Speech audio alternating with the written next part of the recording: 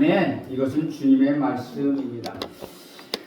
고린도 교회 가운데 있었던 분쟁의 양상은 표면적으로는 그들의 일꾼을 중심으로 하여 파벌이 나눠진 모습으로 나타나고 있습니다. 하지만 분쟁을 일으킨 근본적인 원인은 성도들이 우리 구주 예수 그리스도와 그분의 십자가보다 다른 것을 더 중요하게 여겼기 때문입니다. 오늘 본문에서 그것은 세상의 지혜라고 말합니다. 고린도 교회의 성도들도 그리스도께 속한 지혜보다 세상의 지혜를 자랑했습니다. 우리 구주 예수 그리스도의 십자가의 메시지보다 세상에 속한 자랑거리를 더 귀하게 여겼다는 것입니다. 교회는 오직 복음으로 견고하게 세워집니다. 그런데 교회를 함께 지어야 할 성도들이 복음 이외에 다른 것들을 더 중요하게 여긴다면 그들이 세운 교회는 절대로 건강할 수 없다는 것입니다. 교회는 규모가 크고 재정이 넘치고 체계적인 양육과 행정과 시스템을 잘 갖춰져 있다 하더라도 복음 외에 다른 것을 더 중요하게 여긴다면 그 교회는 금세 무너져 내릴 만큼 연약하고 부실한 상태라고 할 수 있습니다. 교회는 자기 소유를 다 팔아 보화가 감춰진 밭을 사는 사람들의 모임입니다. 모든 소유뿐만 아니라 모든 사람, 심지어는 자기 가족을 포함해서 심지어 자기 자신보다도 그리스도를 살아가는 자들이 바로 성도라고 말합니다. 오늘 본문을 통하여 혹시 우리가 그리스도 외에 자랑하는 것이 있지 않은지 철저히 진단해보고 오직 우리 구주 예수 그리스도와 그분의 십자가만을 알기로 작정하여 견고하게 함께 지어져가는 저와 여러분이 되길 간절히 바랍니다. 아멘. 바울은 정확하게 고린도 교회 성도가 우리 구주 예수 그리스도 외에 무엇을 중요하게 여기고 있는지 다 꼬집어서 이야기하지는 않습니다. 하지만 충분히 합리적인 추론이 가능합니다. 지혜를 굉장히 많이 언급하고 또 그 지혜를 세상의 지혜와 하나님의 지혜로 나눠서 대립관계로 설명하고 있기 때문입니다. 24절 25절에 보면 이렇게 기록합니다.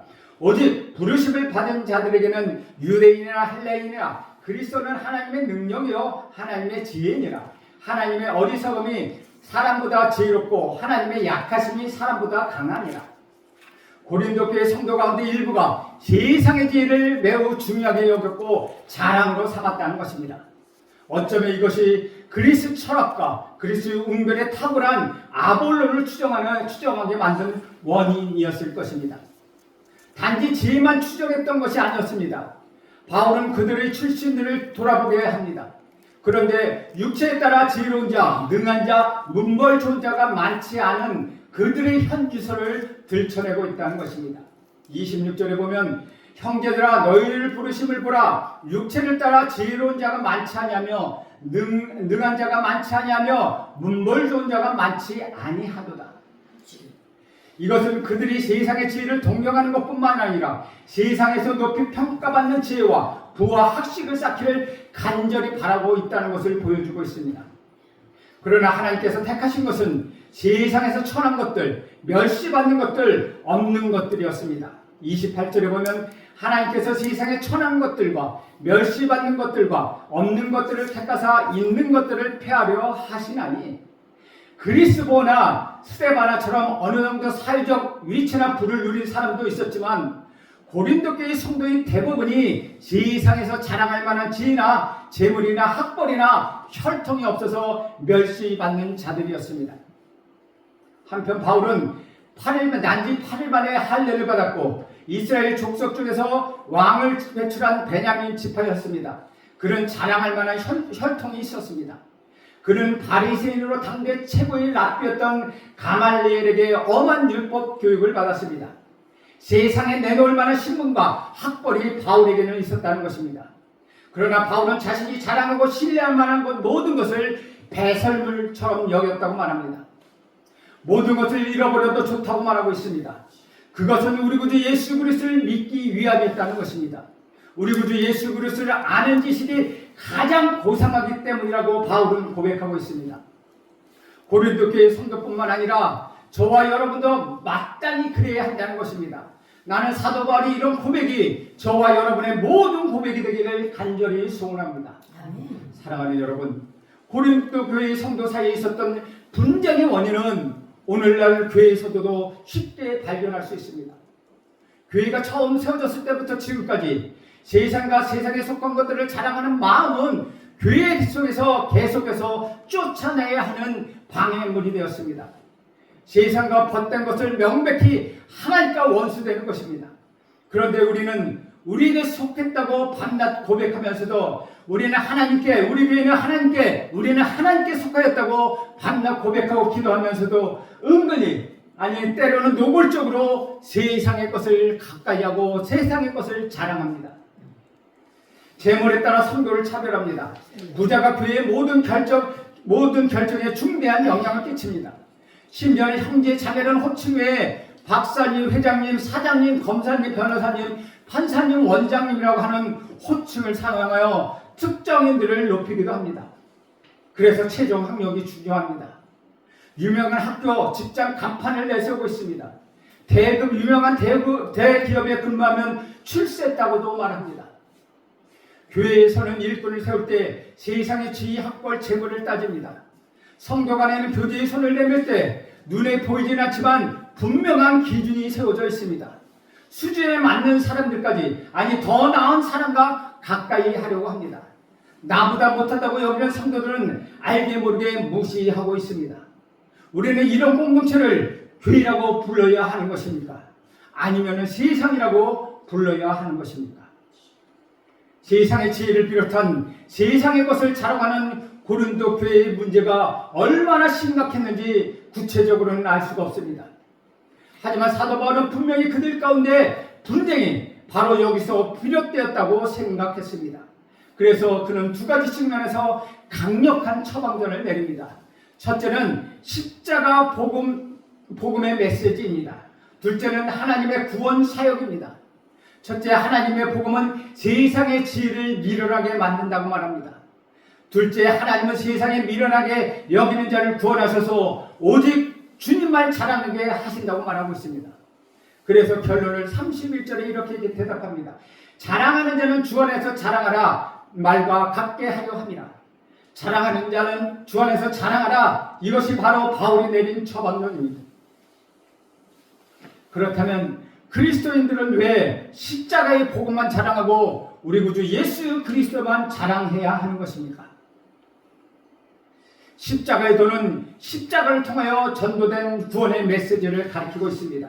18절에 보면 십자가의 도가 멸망하는 자들에게는 미련한 것이요 구원을 받는 우리에게는 하나님의 능력이라.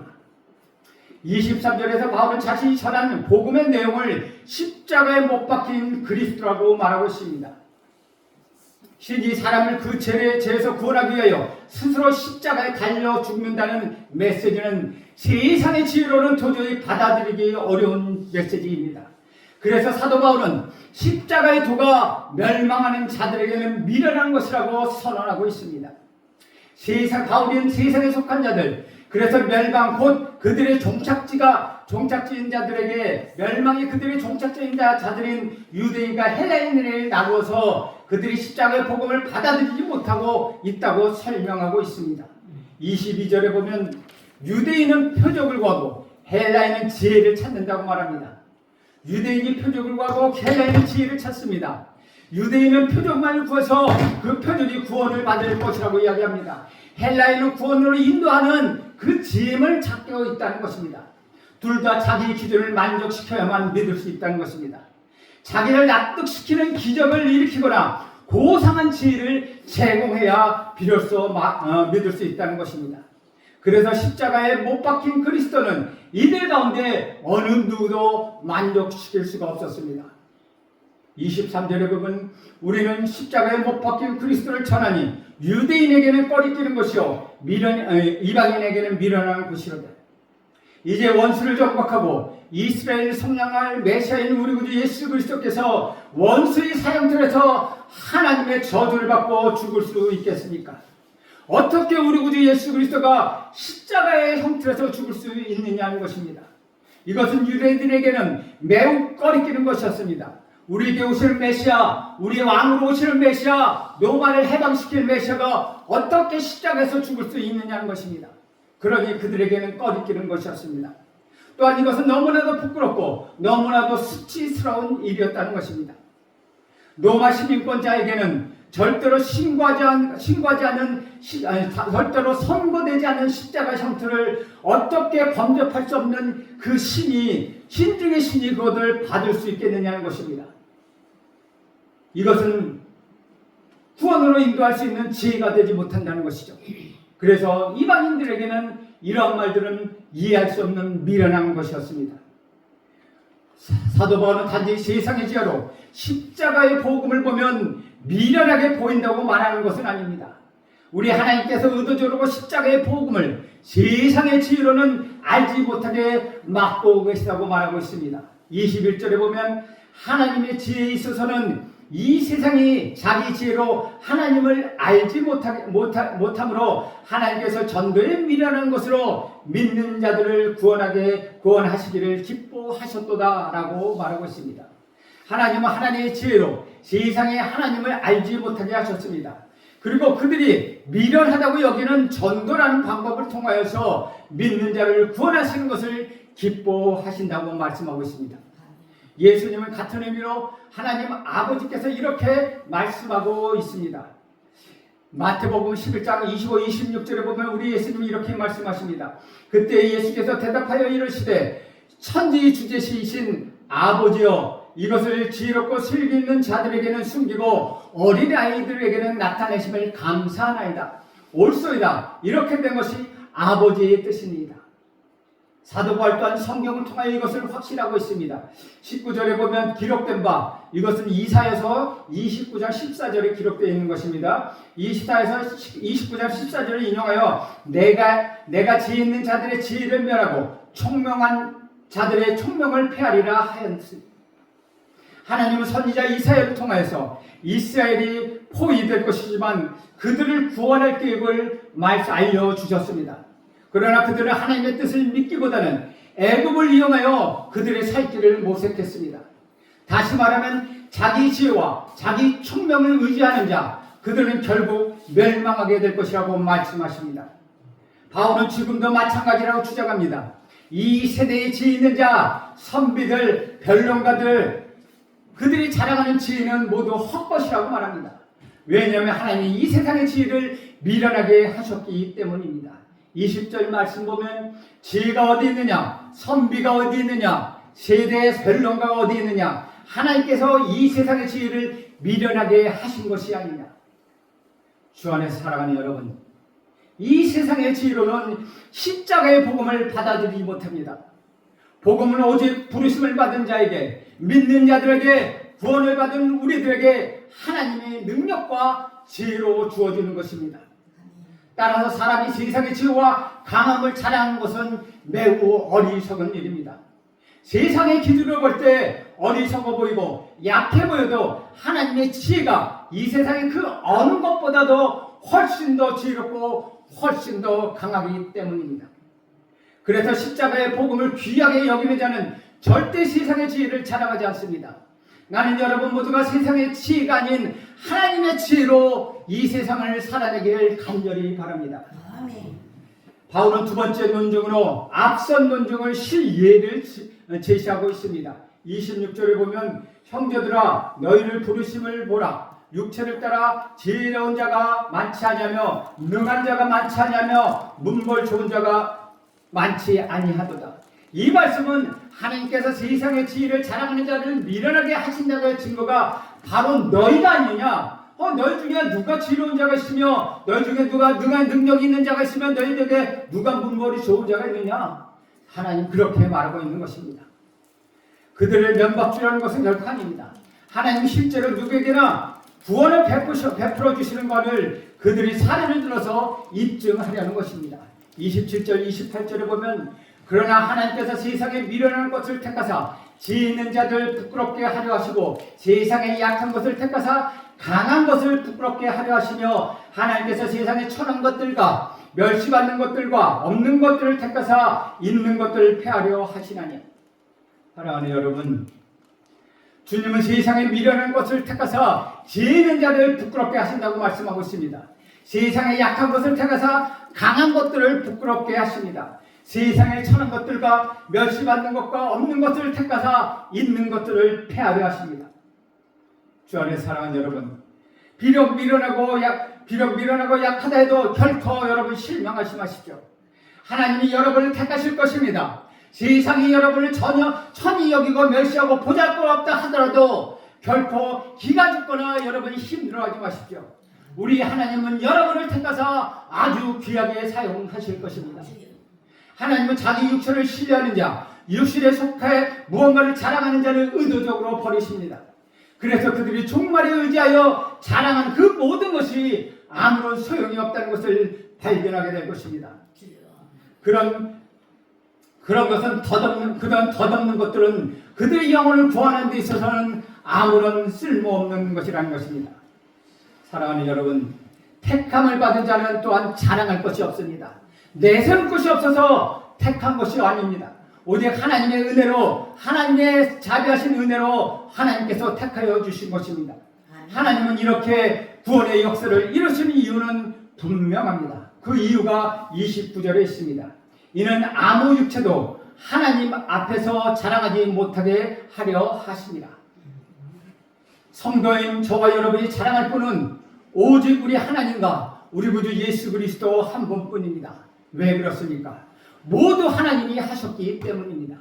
30절 말씀 보면 너희는 하나님으로부터 나서 그리스도 예수 안에 있고 예수는 하나님으로부터 나와서 우리에게 지혜와 의로움과 거룩함과 구별함이 되셨으니 우리 하나님이 하시는 일로 인하여 저와 여러분은 우리 구주 예수 그리스도 안에 있게 되었습니다.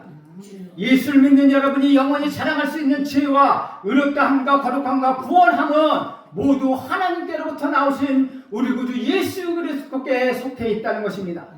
그래서 저와 여러분은 우리 구주 예수 외에는 자랑할 것이 아무것도 없다는 것입니다. 우리 예수님은 영생은 곧 유일하신 참 하나님과 그가 보내신 자 예수 그리스도를 아는 것이라고 말씀하십니다. 영생을 위하여 여러분이 알아야 할 지혜는 오직 이것뿐이라는 것입니다. 그래서 사도 바울은 이렇게 결단합니다. 내가 너희 중에 예수 그리스도와 그가 십자가에 못 박힌 것 외에는 아무것도 알지 아니하기로 작정하였노라. 그러므로 결론은 분명해집니다. 자랑하는 자는 주 안에서 자랑하라. 이것이 오늘의 결론입니다. 우리가 세상의 것을 자랑하면서 그리스도를 따른다고 말하는 것은 완벽한 모순입니다. 우리 예수님이 이 땅에 계실 때 그분의 학벌이나 그분의 재벌이나 사회적 위치, 명예, 신분들을 생각해 보십시오. 어디 우리 예수님께 흠모할 만한 아름다운 것이 있었습니까?